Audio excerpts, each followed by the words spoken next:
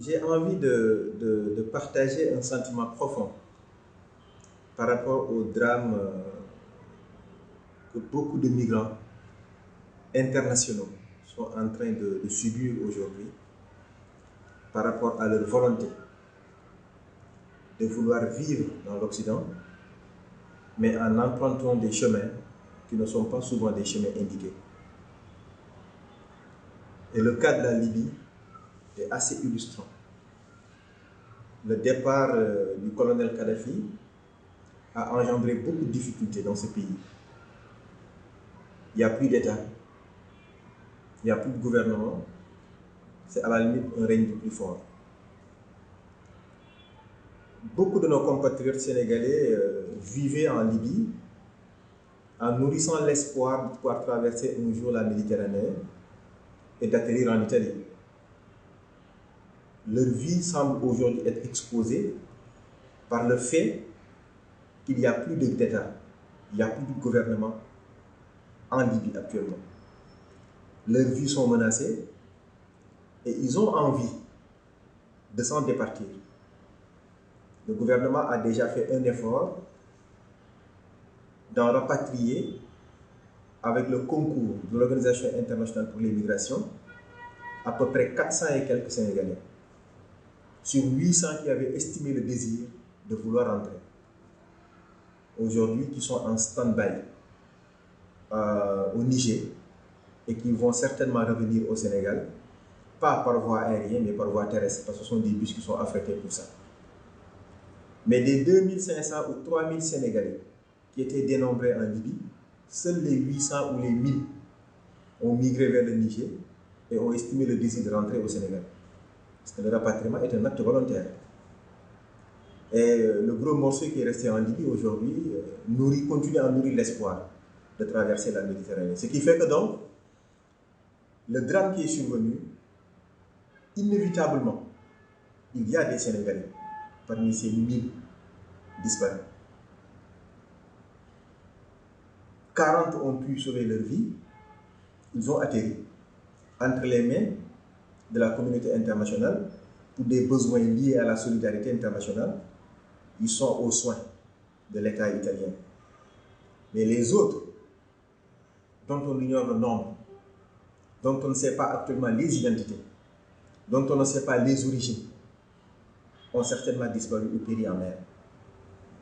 Mais nous ne perdons pas espoir de pouvoir retrouver leurs traces. Parce que le travail que nous avons commencé, en relation avec l'ensemble de nos missions diplomatiques en place, je pense à l'ambassade du Sénégal en Tunisie, au consulat honoraire du Sénégal au Niger, mais aussi l'association ou les associations des Sénégalais sur place, qui au moins cherchent avec un instinct communautaire à se prémunir, à se préserver contre les malfaiteurs en Libye actuellement. Donc nous cherchons avec l'ensemble de ces acteurs-là à pouvoir dresser l'identité des uns et des autres et envisager des actions. Parce que la seule unique action qui veille aujourd'hui, c'est tirer nos compatriotes de cette situation, si évidemment ils le souhaitent, pour les ramener au Sénégal. Mais au-delà de cet appel, j'ai également envie de lancer un appel à la communauté internationale. Parce qu'on ne peut pas, dès lors qu'on parle d'un village planétaire, dès lors qu'on parle de mondialisation, dès lors qu'on parle de circulation des biens et des personnes, assigner en résidence les citoyens du monde qui appartiennent aux pays du Sud, communément appelés pays en voie de développement. L'assignation à résidence est inacceptable. Et l'assignation à résidence est réelle. Parce que pour entrer dans le pays, il faut un visa. Et ce visa, pour l'avoir, c'est tout un tas de problèmes. Ce qui veut dire que donc, il faudrait qu'on mette la pédale douce, qu'on permette à tout un chacun de pouvoir aller là où il veut, quand il veut, au sud où il y aura moins de monde. C'est vrai. Comme ils disent eux, ils ne peuvent pas être le réceptacle de la misère du monde. Et pourtant, le Frontex, qui est une sécurisation des frontières maritimes occidentales, engloutit beaucoup de milliards d'euros.